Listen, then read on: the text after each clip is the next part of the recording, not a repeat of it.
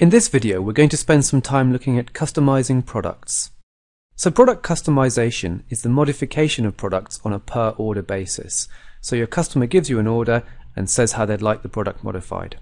Examples could be printing an image or graphic onto garments or canvas, engraving onto pens or promotional items, or custom paint jobs or custom lens grinding. You get the idea.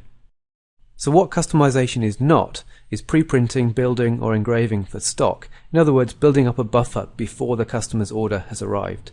Because what you need to do there is track inventory levels of the stock, which means it needs its own SKU. And typically that's an assembly where you take other items plus some labour and build another finished product. Customization is also not combining inventory track components into a kit, and that's what we use a bundle for. And there's a separate video which introduces you to all of these different concepts with examples. In this tutorial, we're going to take a red bobble hat and we're going to apply some embroidery specific to this customer. I'm going to create this sale manually, and in a short while I'll show you how this works with e-commerce sales channels. So here we have an empty sale for a customer, and let's just add the red bobble hat. And I can see we've got some large in stock. The customer wants 10, and here's where we start the customization. At the moment this is just the base hat with nothing specific added to it. All I need to do is hit enter on the product description and type in the specific information for this particular order. I'll then hit save, and then because we don't want to sell this inventory to anybody else, it's important that I allocate this sale. So let's hit allocate all and then save again. And what you put in as that description is up to you. You can have as many lines as you like, but here in the example where we've got a logo file, I've actually gone to the Files tab and I've uploaded the file itself, so my team can see exactly what logo needs to go on. If you've connected your Brightpearl account up to a Magento, BigCommerce or Shopify store, this is how custom attributes are downloaded into Brightpearl. The Brightpearl inventory attribute is the size, and that differentiates the inventory items that we keep on the shelf. The custom attribute, which is going to be different on a per sale basis, is the logo.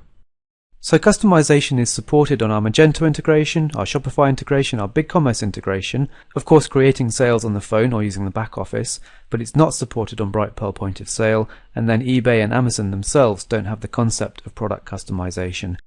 If you want to charge extra for the actual work completed or the embroidery, what you could do is you could actually create a non-stock tracked item and give it a price and then add it here as a line.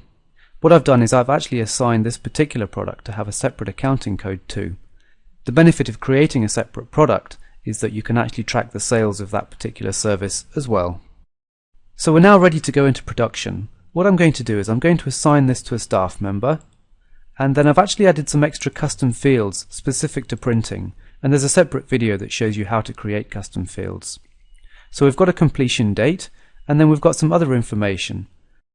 Hit email/print to print the work order, and what I've done here is I've actually created a work order template earlier, so let's just choose that, where we can see who it's assigned to, the completion due date, and any other information. We can also see a customized product table, the quantity, the SKU, the item name, and then 3 custom columns for the 3 printing stages, step 1, step 2, and step 3, and there are no prices. To see how to create and edit templates like this, have a look at the video titled Order, Quote, and Invoice Templates. Once we've printed the work order, we're ready to hand over to our printing team. So let's update the status to Work in Progress, and that's a custom status I've created. And then save.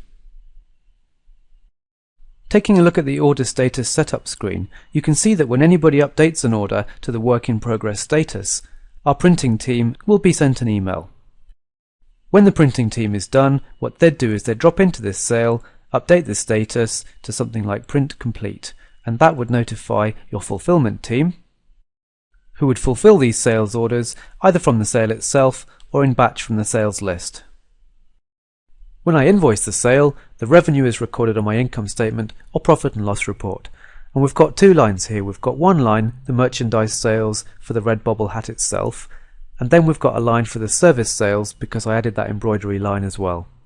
We've got the cost of goods sold, and that's the cost to us of the bare red bobble hat. What we've not accounted for here is the actual embroidery labour. And there are 2 options. Firstly, you're paying your existing staff to do the work, and in that case, the cost will appear on your ledgers through wages entries later. And secondly, you're paying a supplier to do this on your behalf. In this case, what you'd do is you'd create a purchase order by cloning the sale. So here we are in the original sales order, and what I'm going to do is actually just clone the embroidery cost. Because we already have the Redbubble hat in stock, I don't need to place a purchase order for that. So let's click Clone to Purchase Order, choose my supplier, and they're going to deliver goods back to my main warehouse.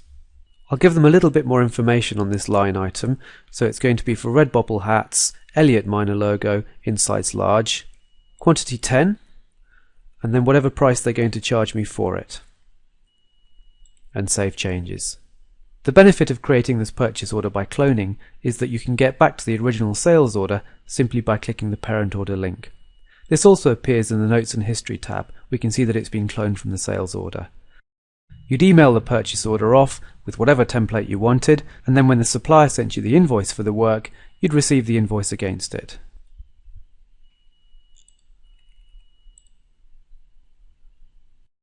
Because I created a new account code called embroidery expenses when I created the embroidery product, we can see that the cost of that embroidery with the supplier is now being put against the embroidery expenses code on my income statement or profit and loss report. Let's take a slightly different scenario where we're just going to sew a badge onto a hat. Now this badge is actually a physical item, and if you wanted to, you could track inventory of the badge itself. You're probably going to place purchase orders with a supplier for it, and it's going to have value, so that's well worth doing. Assuming we're not going to pre-make any of these Ferrari hats, it's pretty much exactly the same as the previous example. But instead of adding an embroidery cost, what I'm actually going to do is add the badge. And here we can see that I've got 243 of the badges on hand. I'm not actually going to charge for them, however. This is purely to assign a cost of sale and an inventory update. On the other hand, if we are going to pre-make these hats, then it's not customization. And what we can see here is that we actually have 6 different variations of the product where I've put the logo as one of the options, because each of these different options can't be taken apart once they've been embroidered. And each of these variations has got its own SKU and its own inventory level. This is where we're pre-building a buffer of inventory of a finished good from separate components. So what we do is remove inventory of the badge, remove inventory of the base hat, and add inventory of the hat with the relevant logo. So to sum up, customization is done by editing the line item description on the sales order itself. Orders downloaded from sales channels will add custom options into the description automatically. You can add extra lines, which might be labour or parts, manually, print work orders and use order statuses as you see fit. Use a purchase order to record the cost of labour, but only when the labour is not already accounted for by wages. And that takes us to the end of the video where we look at customizing products.